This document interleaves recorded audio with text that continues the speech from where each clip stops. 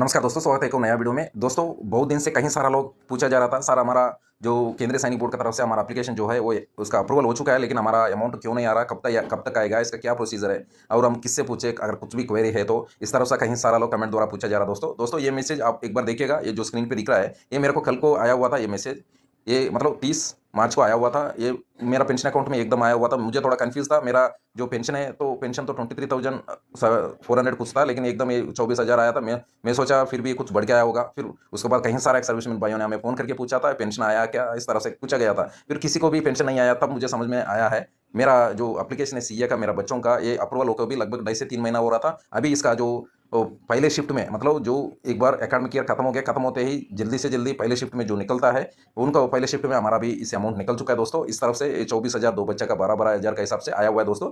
अब तब मुझे समझ में आया इसी का अमाउंट आया हुआ है। और अभी मैं सोचा था फिर भी एक बार वेबसाइट में चेक कर लेते हैं। वेबसाइट तो पिछले 1 हफ्ता से ठीक से नहीं चल रहा था, वो बंद था दोस्तों। तो ये इसका देखिएगा बाई सैलरी नाम से हमेशा क्रेडिट हो जाता है। मैं इसका पिछले वाला भी चेक किया था, बाई सैलरी नाम से ही इसका क्रेडिट होता है दोस्तों।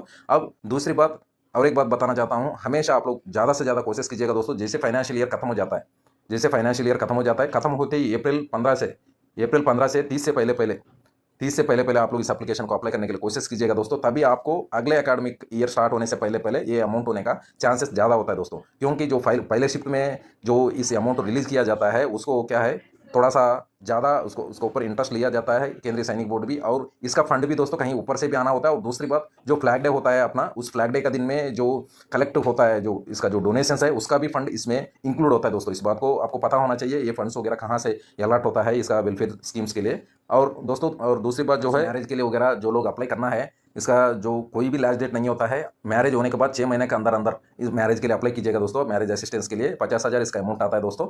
इसका कहीं नहीं जाएगा किसी भी हालत में, आपको 5 से 6 महीना मैक्सिमम 5 महीना लगता है, उससे पहले आपको अमाउंट आ ही जाता है दोस्तों। और पीएमएसएस रिन्यूअल का वगैरह कहीं भी नहीं जाता है, आपको जैसे अप्रूवल हो जाता है 3 महीने के अंदर अंदर मैक्सिमम आ जाता है दोस्तों। इस पर कोई डरने का बात नहीं है। और भी कुछ बात हमसे इस वीडियो और एक बात बताना चाहता हूँ दोस्तों, इनकम टैक्स रिटर्न का लास्ट डेट आज का है 31 मार्च है। इसके बाद आप करने के लिए कोशिश भी करेगा तो बहुत फाइन लगेगा। नहीं है तो कई बार क्या होता है, पिछले पिछले ईयर का इनकम टैक्स रिटर्न फाइल ही नहीं होता है, आप सीए के पास जाके बहुत बारी करना पड़ेगा। इस बात को ध्यान रखिएगा। चलिए दोस्तों, फिर मिलेंगे दूसरे वीडियो में। जय हिंद, जय भारत। पूछना चाहता तो कमेंट में बताइएगा। इस तरह का और अपडेटेड इन्फॉर्मेशन के लिए जरूर अपना चैनल को सब्सक्राइब करके और घंटी सिंबल टच कीजिएगा और ऑल कीजिएगा, तब आपको नोटिफिकेशन टाइम टू टाइम मिलते रहेगा। थैंक यू दोस्तों, थैंक यू फॉर वॉचिंग।